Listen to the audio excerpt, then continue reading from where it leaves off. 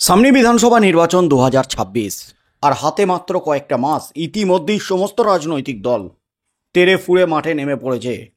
ইতিমধ্যেই জনসংযোগ শুরু করে দিয়েছে এবং রাজনৈতিক কাদা ছোঁড়াছুড়ি শুরু হয়ে গেছে। আক্রমণ প্রতি আক্রমণ, পাল্টা আক্রমণ, বিভিন্ন ইস্যু নিয়ে শাসক বিরোধী সমস্ত পক্ষই কিন্তু একে অপরের বিরুদ্ধে সোচ্চার। এর মধ্যেই রাজ্যে চলছে একাধিক নির্বাচন, সমবায় নির্বাচন থেকে শুরু করে একাধিক নির্বাচন। আর সেই নির্বাচনকে কিন্তু পাখির চোখ করে আছে সমস্ত রাজনৈতিক দল, কারণ সামনে হাই ভোল্টেজ ভোট 2026-এর বিধানসভা নির্বাচন। আর সেই বিধানসভা নির্বাচনে কোন এলাকায় কোন দল কেমন শক্তিশালী, সাধারণ মানুষ কি চাইছে, কারণ একাধিক ইস্যুতে জেরবার এখন শাসক দল। 2021-এর বিধানসভা নির্বাচনের পর একের পর এক কেঁচো খুঁড়তে খুঁড়তে কেউটের মতো দুর্নীতি সামনে এসেছে। শিক্ষক নিয়োগ দুর্নীতিকাণ্ড, কয়লা পাচার, গরু পাচার, পুরসভার নিয়োগ দুর্নীতিকাণ্ড থেকে শুরু করে রেশন দুর্নীতিকাণ্ড, একাধিক তৃণমূল নেতাদের কুকীর্তি সামনে এসেছে। তার মধ্যে আরজিকর কাণ্ড সহ শিক্ষক নিয়োগ দুর্নীতিকাণ্ডে এসএসসির চাকরি বাতিল, প্রাথমিকের শিক্ষকদের চাকরি বাতিল, ভয়াবহ পরিস্থিতি একেবারে রাজ্যে। কোণঠাসা রাজ্য সরকার, চরম অস্বস্তিতে শাসক দল। তাই তারা কিন্তু পাখির চোখ করে আছে কোন এলাকার মানুষ কি চাইছে, মানুষ কাদের পক্ষে রায় দিচ্ছে। এই ছোট বড় নির্বাচনগুলিই কিন্তু একেবারে বড়সড় ফ্যাক্টর হচ্ছে রাজনৈতিক নেতৃত্বদের কাছে, তাদের শক্তি প্রদর্শনে। আর তার মধ্যেই কিন্তু বিধানসভা নির্বাচনের দামামা যখন বাজতে চলেছে, ঠিক তখনই ফের বড় ধাক্কা একেবারে তৃণমূলের। ফের হেরে গোয়ারা তৃণমূল কংগ্রেস। এবার কিন্তু গেরুয়া ঝড়ে কার্যত কার্যত কুপকাত তৃণমূল কংগ্রেস। এবার একেবারে হেরে গোহারা হলো তৃণমূল কংগ্রেস। আর এবার কিন্তু ফের পূর্ব মেদিনীপুর, শুভেন্দুগড়, হলদিয়ার তৃণমূল বিধায়ক তাপসী মালিক কয়েক মাস আগেই কিন্তু বিজেপির বিরুদ্ধে, শুভেন্দু অধিকারীর বিরুদ্ধে বড়সড় বোমা ফাটিয়ে তিনি তৃণমূলে যোগদান করেছেন। তৃণমূলে যোগদান করেই কিন্তু একের পর এক বিস্ফোরক দাবি করেছেন বিজেপির বিরুদ্ধে। তৃণমূলে বড় পদ পেয়ে গেছেন ইতিমধ্যেই তাপসী মালিক। আর সেই তাপসী মালিকের এলাকার এক নির্বাচনে কার্যত হেরে গোয়ারা, জামানত বাজেয়াপ্ত হলো শাসক দল তৃণমূল কংগ্রেসের। পূর্ব মেদিনীপুরের ভোট মানেই রীতিমতো প্রেস্টিজের লড়াই। শুভেন্দু অধিকারী ভার্সেস মমতা ব্যানার্জি।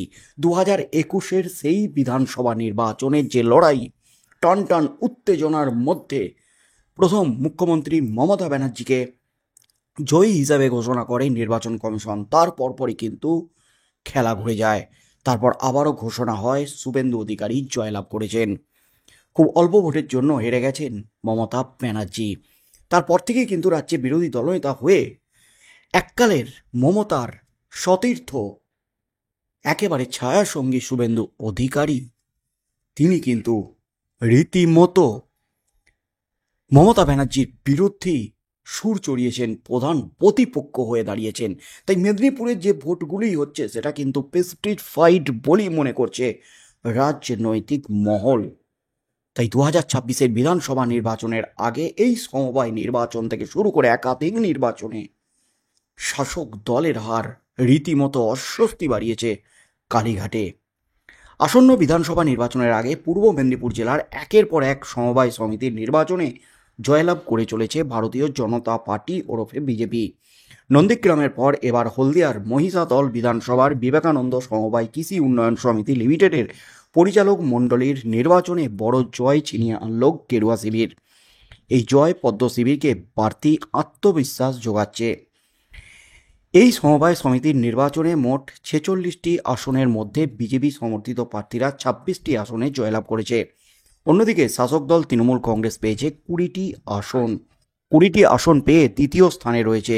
বিধানসভা নির্বাচনের প্রস্তুতি যখন তুঙ্গে, ঠিক সেই সময়ে বিজেপির এই ধারাবাহিক জয় রাজ্য রাজনীতিতে যথেষ্ট তাৎপর্যপূর্ণ বলে মনে করা হচ্ছে। এই জয় প্রসঙ্গে তমলুক সাংগঠনিক জেলা বিজেপির সাধারণ সম্পাদক সোমনাথ ভূঁইয়া এক সাক্ষাৎকারে বলেন, হিন্দুরা জেগে উঠেছে, তাই আমরা নন্দীগ্রামে বিপুল আসনে জয় পেয়েছি। গতকাল নন্দীগ্রামে জয় পাওয়ার পর আজ হলদিয়ার সমবায় নির্বাচনে এই জয়। আগামী দিনে পশ্চিমবঙ্গ জুড়ে হিন্দুরা জেগে উঠে 2026 সালের বিধানসভা নির্বাচনে রাজ্যে বিপুল আসন আমাদের দখলে আসবে। প্রসঙ্গত উল্লেখ্য, একদিন আগেই নন্দীগ্রামের আমড়াতলা কৃষি উন্নয়ন সমবায় সমিতি লিমিটেডের পরিচালক মণ্ডলীর নির্বাচনও বিজেপি সমর্থিত প্রার্থীরা বিপুল ভোটে জয়লাভ করেছে। আমড়াতলা সমবায় সমিতির মোট 60টি আসনের মধ্যে বিজেপি পেয়েছে 42টি আসন, সেখানে শাসক দল পেয়েছে মাত্র 18টি আসন। শুধু তাই নয়, কমিটি গঠনের জন্য ডেলিগেটদের নির্বাচনও 10টি আসনের মধ্যে বিজেপি 9টিতেই জয়লাভ করেছে, সেখানে তৃণমূল কংগ্রেস পেয়েছে মাত্র 1টি আসন।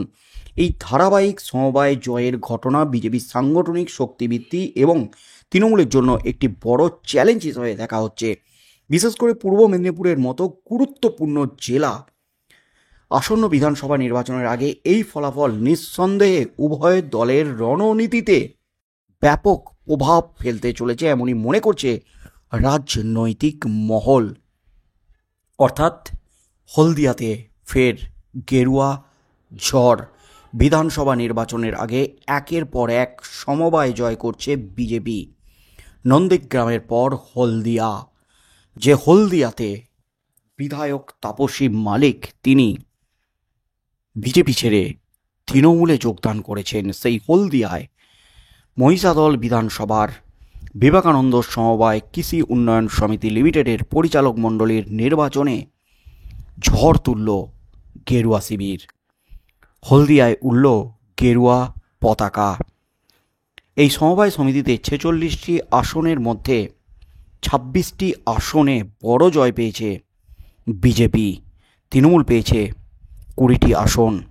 যখন বিধানসভা নির্বাচনকে কেন্দ্র করে শাসক বিরোধী সব শিবিরই প্রস্তুতি তুঙ্গে, সেই আবহে এই জয় কিন্তু কিছুটা হলেও বাড়তি অক্সিজেন যোগাবে পদ্ম শিবিরকে, এমনই মনে করছে রাজনৈতিক মহল।